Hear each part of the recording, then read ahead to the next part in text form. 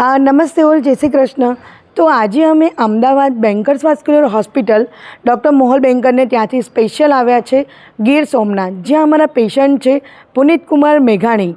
એમને અમારે ત્યાં વિનાશીલ ગ્લુ ઇમ્પ્લાન્ટેશનથી ટ્રીટમેન્ટ કરાવી હતી. એમને ઘણા વખતથી લાસ્ટ 10 વર્ષથી એમને પગમાં પ્રોબ્લેમ રહેતો હતો, પગમાં દુખાવો થતો હતો, અલ્સર જેવું થોડું થઈ ગયું હતું. તો ટ્રીટમેન્ટ પહેલાં અને ટ્રીટમેન્ટ પછી કેવું છે એમના જ શબ્દોમાં તમને જણાવીએ. નમસ્તે.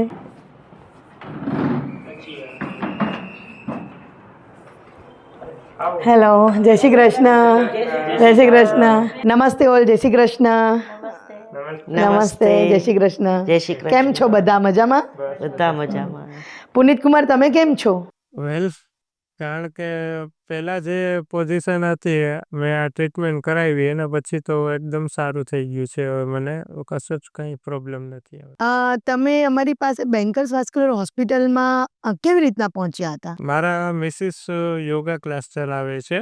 હવે એમના યોગા ક્લાસમાં એક મેડમ હતા, એને પણ આ સેમ પ્રોબ્લેમ હતી અને એણે તમારી પાસે ટ્રીટમેન્ટ કરાવેલી. તો એને સજેસ્ટ મારા વાઈફને કર્યું કે ભાઈ જો આવી કંઈ પ્રોબ્લેમ હોય તો ત્યાં ટ્રીટમેન્ટ કરાવવી જોઈએ. એટલીસ્ટ એક વખત તમે સલાહ તો લ્યો ડૉક્ટરની. તો અમે ત્યાં સલાહ લેવા માટે આવ્યા અને બહુ સરસ રીતે અમને પણ સમજાવ્યું અને પ્લસ અમે જોયું કે કારણ કે એમાં વિડીયોઝ હતા એટલે એ બધી જોયા અમે ને લાગ્યું કે ને આ કરાવવા જેવું છે એટલે મેં કરાવી નાખ્યું. તો તમે જે દિવસે બતાવવા આવ્યા ડૉક્ટર મોહલ બેન્કરનું કન્સલ્ટેશન કરાવ્યું આ વિનાશીલ ગ્લુ માટેનું, તો તમે સેમ ડે તમને કેમ વિચાર આવ્યો કે અમે સેમ ડે આ ટ્રીટમેન્ટ કરાવી દઈએ? કારણ કે એના જે રિઝલ્ટ ને પ્લસ રિવ્યૂઝ અમે જોયા ત્યાં, તો એનું રિઝલ્ટ અંગે બધી અમને જાણકારી પણ મળી ત્યાંથી અને અમે લાઈવ પણ જોયું ત્યાં કે લોકો પેલા બહુ દુખાવા સાથે ત્યાં આવે છે અને હસતું મોઢું લઈને પાછા જાય છે. એટલે અમને વિચાર આવ્યો કે નહીં અમે પણ કરાવી નાખીએ કે ને ખરેખર પછી રિઝલ્ટ તો એટલું સારું મળ્યું અમને. એકચ્યુઅલી ગીતાબેન અમારા ક્લાસમાં જ્યારે આવ્યા ને ત્યારે મેં એમનું પગ જોયું.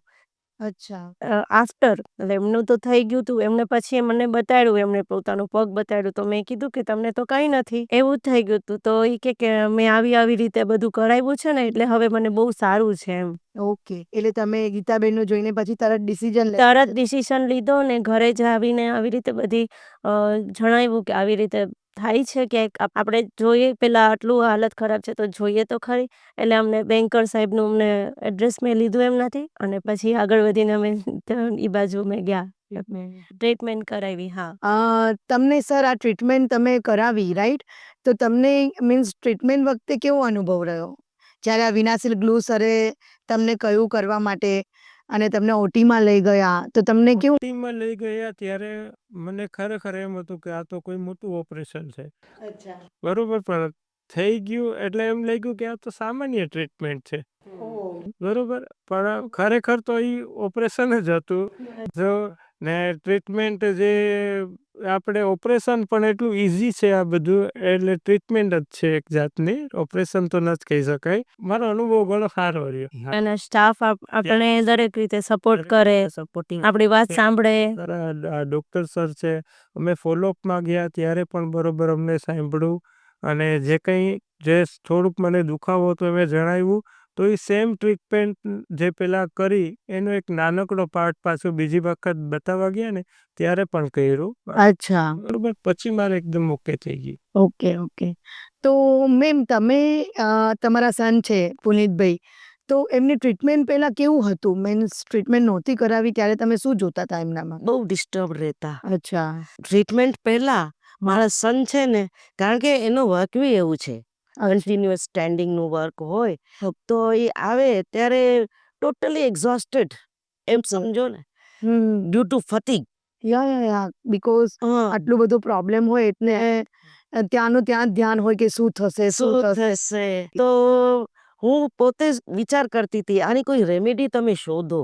આને વાત કરી, યોગા ક્લાસ ચલાવે છે એટલે ત્યાંથી એક વાત લઈ એવી કે મારા એક છે ત્યાં ક્લાયન્ટ આવી રીતે મને બહુ એનો પગ જોઈ મને લાગ્યું નહીં કે એને કંઈક ભૂતકાળમાં વેરિકોસ હશે.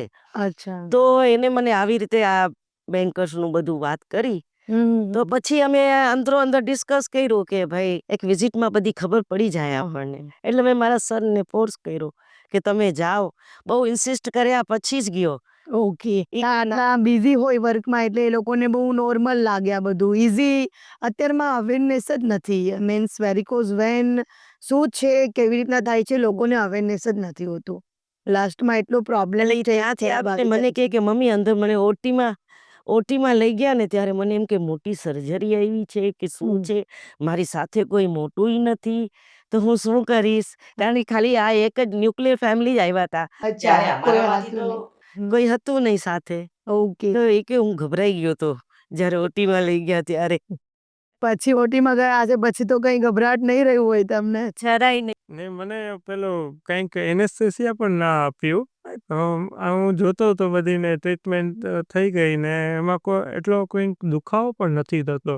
ખરેખર જે સારી વાત આની એ છે, એમાં કોઈ એટલો મોટો દુખાવો નથી થતો.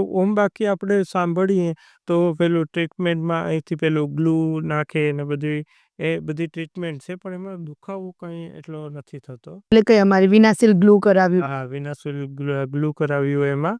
એટલે આપણે થોડું ઘણું સોય લાગે એવું દુખાવો તો થાય, પણ એ કંઈ મોટો દુખાવો ન કહેવાય. અને આ ટ્રીટમેન્ટ પહેલા મેમ આપ કેટલી જગ્યાએ ગયા હતા? અમે ટ્રીટમેન્ટ પહેલા એમ સમજો ને કે એક બે જગ્યાએ ગયા હતા, પણ અમને એટલું એમ જસ્ટ એક કસરત આપી કે આ કરો અને સ્ટોકિંગ્સ પહેરો, બીજું કાંઈ નહીં, કે તમને હવે લાઈફ ટાઈમ પહેરવું જ પડશે એવું અમને કીધું હતું ડૉક્ટરે. પછી અમે તો સ્વીકારી લીધું હતું કે હવે છે ઈ છે. પણ પછી આવી રીતે મેં જેમ તમને કીધું કે આવી રીતે એક બેનનો મને મળ્યો કોન્ટેક્ટ મળ્યો ને આવી રીતે સુજલ શાહને અમે મળ્યા હતા. તારા કરાવીને એના પહેલા અમે રાજકોટ ગયા હતા ઓકે. ડૉક્ટર વસરાજાણી સાહેબ પાસે. એમને બધી જોયું. એ કે તમને તો આ બહુ વધી ગયું છે, એટલે આમાં મારું કામ નથી. તમે જો કહેતા હો તો હું સર્જરી સજેસ્ટ કરી શકું તમને, ને પેલી ટાંકાવાળી સર્જરી. બરોબર. પછી એમણે મને વોકાર્ડ હોસ્પિટલમાં મોકલાવ્યો. વોકાર્ડ હોસ્પિટલમાં ડૉક્ટર જૈન સર છે, જૈન. એમને બતાવ્યું તો એમને પણ પછી મારા પગનું પેલું અલ્ટ્રાસાઉન્ડ કર્યું ને ડોપલર કર્યું ને પછી જૈન સરે પણ મને કીધું કે તમે પેલી આ ગ્લુટેક્ટોક ત્યારે ક્યાંય નામ નહોતું, ત્યારે કઈ નામ નહોતું. પછી ત્યાંથી મને આ સરજી છે ને એમને મને કીધું કે તમે પેલી લેઝરથી તમે સર્જરી કરાવો. વોકાર્ડ હોસ્પિટલમાં જૈન સરે. બરોબર. પણ અમને બીજી પણ એવી સલાહ મળી કે એ લેઝરથી તમે કરાવો એટલે તમને રિઝલ્ટ એટલું નથી મળતું લેઝરમાં પણ. પછી અમે અહીંયા પાછા આવી ગયા વેરાવળ. પછી સુરજલ શાહ અમદાવાદ, ડૉક્ટર સુરજલ શાહ, તેમની સલાહ મળી કે ત્યાં જઈ આવો તમે. તો તેમને બતાવ્યું અમે. તો સુરજલ શાહ સાહેબે પણ કીધું કાં તો તમે સ્ટોકિંગ્સ પહેરો, બીજું કશું જ કરો, સ્ટોકિંગ્સ પહેરો, અને કાં પછી તમે આનું પેલું સર્જરી કરાવો લેઝર ટેકનોલોજી વાળી. બરોબર. તો અમે ત્યારે નક્કી કર્યું કે નહીં, અમે સ્ટોકિંગ્સ પહેરશું. પણ સ્ટોકિંગ્સ પહેરતા તો પણ ઘણી પ્રોબ્લેમ થતી. આવી રીતે સ્કિન બહુ ખરાબ થઈ જતી અને સોજા ચડી જતા. અને પછી તો આ ને ગીતાબેને પછી રેફરન્સ નહીં, પણ આખો દિવસ સ્ટોકિંગ્સ પહેરીને રાખવું ને આટલું કામ કરવું બહુ અઘરું કહેવાય. સ્વેલિંગ બહુ થઈ જતું. અચ્છા. હા, વેરિકોઝ વેનમાં નસો ફૂલાવી, ગ્રીન ભૂરા રંગની દેખાવી, પગમાં સૂજા આવવા, આવું બધું તમે ફેસ કરતા હતા પુનિતભાઈ? ઘણું બધું. અચ્છા. એટલે હવે ટ્રીટમેન્ટ પછી તમને કેવું છે? ઘણું સારું છે. અચ્છા. ઘણું એટલે કેટલું? ઘણું એટલે હું કહી શકું ને કે 90% સારું છે. અરે વાહ. 10% હું એટલે એમ કહું છું કે બાકી રહ્યું, કેમ કે થોડાક અહીંયા ડાઘા છે. હા, બહુ નોર્મલ લાઈટ છે એકદમ. યસ.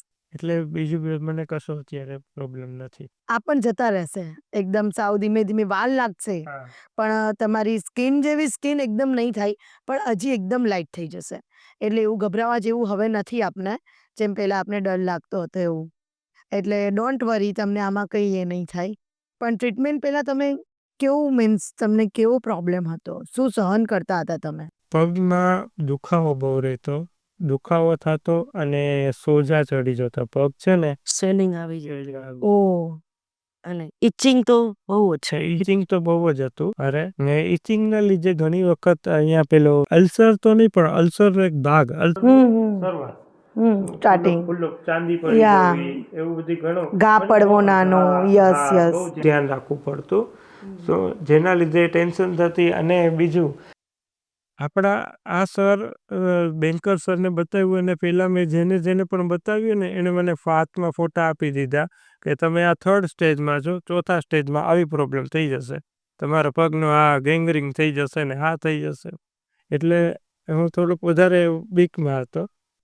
બરાબર પછી પેનિક થઈ જાય ને. યા તો ડોક્ટર મોહલ બેન્કરે તમને આવું કંઈ કહ્યું? નહીં, એમને તો મને પેલું હળવાશથી લીધું કે ઓકે હા તમને થોડુંક દેખાય છે, થોડુંક વધી ગયું છે, પણ આ નોર્મલ કહેવાય અમારા માટે, તમારી ટ્રીટમેન્ટ કરશો એટલે થઈ જશે. 2 ટાઈપના ઓપરેશન કીધા હતા ને? એ તો એક તો લેઝર અને એક તો લેઝર ને એક તો ઓલું વિનાશીલ ગ્લો. ઓકે, એટલે હવે તમને બહુ જ સરસ છે પગમાં પહેલાં કરતાં તો. જેમ મને મેમે કહ્યું કે પહેલાં તો એમને 3-4 તકિયા લઈને સૂવું પડતું હતું. હા, એમ જ્યારે એટલે રાત્રે છે ને એકદમથી ખંજવાળ થાય, પછી અમે થોડું માલિશ કરીએ કે ટ્યુબ બી લખી દીધું હતું સરે કે હવે માલિશ કરે ઊંધા અને 3-4 તકિયા રાખી અને સૂતા ને પછી એમ કહેતા હતા કે આવી રીતે માલિશ કરવાની કે બ્લડ સર્ક્યુલેશન નીચેની તરફ જાય એટલે આમ ઉપર જાય તો તમને દુખાવો ઓછો થાય. એવી રીતે તકિયા રાખીને રોજ રાત્રે સૂતા. કોરોના ટાઈમમાં કોરોના રહેતું. પછી અત્યારે 2023-24માં મેં આ ટ્રીટમેન્ટ કરાવી એટલે 3 વર્ષ તો મિનિમમ અમે તકિયા રાખીને જ સૂતા એમ, કારણ કે એ બી અમને સુજલ શાહે જ કીધું હતું કે આવી રીતે પગ ઊંચા કરીને સૂવાનું. ઓકે હા, તો હવે આપને તો બહુ જ સરસ છે પહેલાં કરતાં, હજી પણ સારું થઈ જશે, ડોન્ટ વરી. અને મેમ આપ યોગા ક્લાસ ચલાવી રહ્યા છો રાઈટ વેરાવળમાં અહીંયા? તો મેં જોયું છે કે ઘણી લેડીઝને આવા પ્રોબ્લેમ હોય છે, જેન્ટ્સને બી હોય છે, જે સ્ટેન્ડિંગ પોઝિશનમાં વર્ક કરતા હોય છે, ટીચર છે, પોલીસ સ્ટાફ છે, તમારી પાસે તો ઘણા બધા આવતા હશે. તો શું તમે પણ આ જણાવો છો કે વેરિકોઝ વેઇન તમને આ પ્રોબ્લેમ છે મીન્સ? એકચ્યુઅલી એવી અમુક લેડીઝ જેમનું બોડી બહુ ફેટ હોય તો એ લોકોને એમને મને પૂછવું પડે કે તમને આવી કઈ તકલીફ છે. તો એ જો મને પગની તકલીફનું કહે છે ને તો હું એમને જણાવું છું કે આવી એમ પહેલાં તો જોવું પડે કે આટલું વધે ને પછી જ આ બધી ટ્રીટમેન્ટ થાય.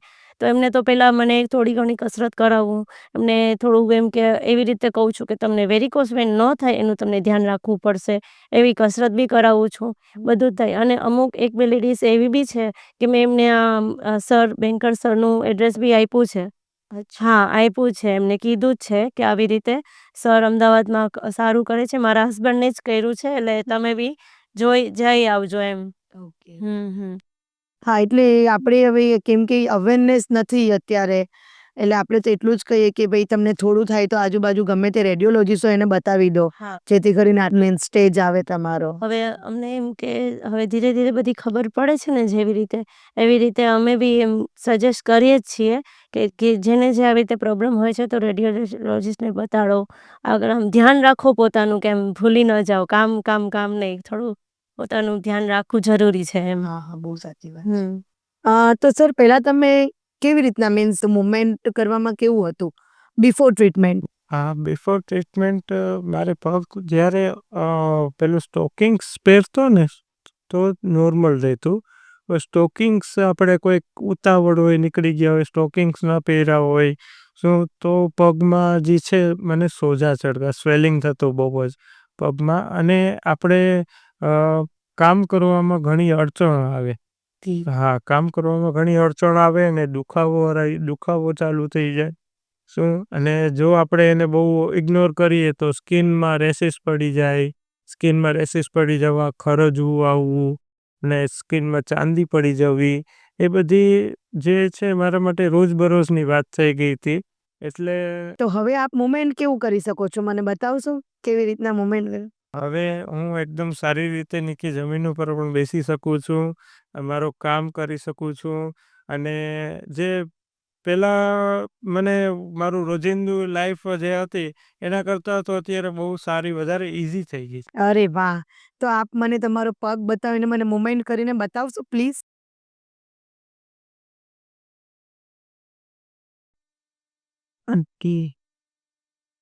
બિલકુલ નોર્મલ સાઈન કર્યું. અચ્છા, હવે એકદમ તમે પ્રોપર ચાલી શકો. પ્રોપર. સાવ પહેલા જેવું કંઈક એવું લાગે છે કે કંઈક થયું જ નથી એવું. પહેલા તમે કેમ ચાલતા હતા? ચાલવામાં એટલી બધી કંઈ પ્રોબ્લેમ નથી થતી. પણ મારે પેલું ઘડી રેસ્ટ લેવું પડતું થોડુંક પણ હું ઊભી ન શકું કે ક્યાં પણ આપણે ગયા હોય ફેમિલી પેલા પ્રસંગ કે એવું કંઈ હોય ફેમિલી આખું ગેટ ટુગેધર કે હોય એમાં મારા માટે સ્પેશિયલ એક ચેર રાખવી પડતી કે કાંઈ થાક બહુ લાગતો કે તમે બેસી જાઓ ભાઈ, તમે બેસી જાઓ. હવે એવું કંઈ નથી. ઓકે, એટલે હવે પહેલાં કરતાં આપ સરસ નીચે પણ બેસી શકો છો. પહેલાં પલાઠી નહોતા મારી શકતા, હવે આપ પલાઠી મારી શકો છો. આપ બતાવશો મને પલાઠી મારીને બેસીને ચાલીને? ઓકે. પગ તમે ઉપર નીચે પહેલાં નહોતા કરી શકતા, હવે અરે વાહ, પદ્માસની કરી શકે છે. ઓહ એવું છે. એકચ્યુઅલી આ બધી બેન્કર સરની ટ્રીટમેન્ટના લીધે તો ઓકે થયું જ છે. બીજી વસ્તુમાં હું યોગ પણ બહુ કરું છું. બહુ એટલે નોર્મલ રોજ સવારે અડધી કલાક તો કરું જ છું. પદ્માસનમાં બેસીને અલગ અલગ પેલા આસન પ્રાણાયામને કરવા. એ thanks to my parents and my wife. કારણ કે સૌથી પહેલાં એની જે ઇન્સ્પિરેશન છે મારા પેરેન્ટ્સ. અમે રોજ મોર્નિંગના મારા મમ્મી પપ્પા અમે ત્રણે સાથે જ યોગ કરી આવીએ. હા, અને મારા વાઈફ છે યોગા ક્લાસ ચલાવવા જાય છે. બરાબર, એટલે અમારું ટૂંકમાં આ ફેમિલી અમારું જે કહેવાય યોગ ફેમિલી થઈ ગયા છીએ. અને બીજું કે આ અમને સારી એક દિશા મળી ગઈ બેન્કર્સ હોસ્પિટલ. અમે મોટિવેટ કરતા હોઈએ કે ટેક કેર. યા એ તો કેવું જ પડે ને. આટલું વધારે પછી આગળ ના જાય એટલે અટકાવી દઈએ ને આપણે. કે અમે ટ્રીટમેન્ટ પણ સારી થઈ ગઈ અને હવે યોગ સાથે પણ જોડાયેલા છીએ એટલે આ કંઈ પણ અમારે હવે પ્રોબ્લેમ નથી આવતી. હા, થેન્ક યુ સો મચ. તમે તમારો આટલો કિંમતી ટાઈમ અમને આપ્યો. Thank you. તમે અમારા સર માટે બે શબ્દ કંઈ કહેવા માંગશો? એકચ્યુઅલી સરનો સ્વભાવ બહુ સારો છે. એમ કે આપણને વ્યવસ્થિત સમજાવે અને એમ કે એવું નહીં કે ચાલો હવે બસ એક વાત સમજાવી દીધી તો બીજી વાર નહીં સમજાવવાનું, એમ નહીં. અને મારા સન મને કહેતા હતા કે સરની જે પોઝિટિવિટી છે ને એને અમને બહુ ઇન્સ્પાયર કર્યો. Okay okay. સર જે છે આપણી દરેક વાત શાંતિથી સાંભળે. બાકી ઘણી વખત કેવું હોય છે કે મોટા ડોક્ટર્સ હોય ને આપણે જે પણ વાત કહીએ પોતાનું કામ કરતા હોય ને કે હા યસ મને ખબર છે, પણ એમ નહીં. આપણે બરોબર સાંભળે અને એનું સમાધાન વિચારે કે નહીં તમને આ પ્રોબ્લેમ છે. બીજી વખત પણ અમે જ્યારે ગયા ત્યારે અમને તો ક્યોર થઈ ગયું હતું, તેમ છતાંય અમારે નાનકડી એવી પ્રોબ્લેમ હતી તો સેમ ટ્રીટમેન્ટ છે પાછી બીજી વખત પણ નાની ટ્રીટમેન્ટ કરી આપી, જેના પછી અમને બિલકુલ રાહત થઈ. Very good, very good. Thank you so much. Thank you.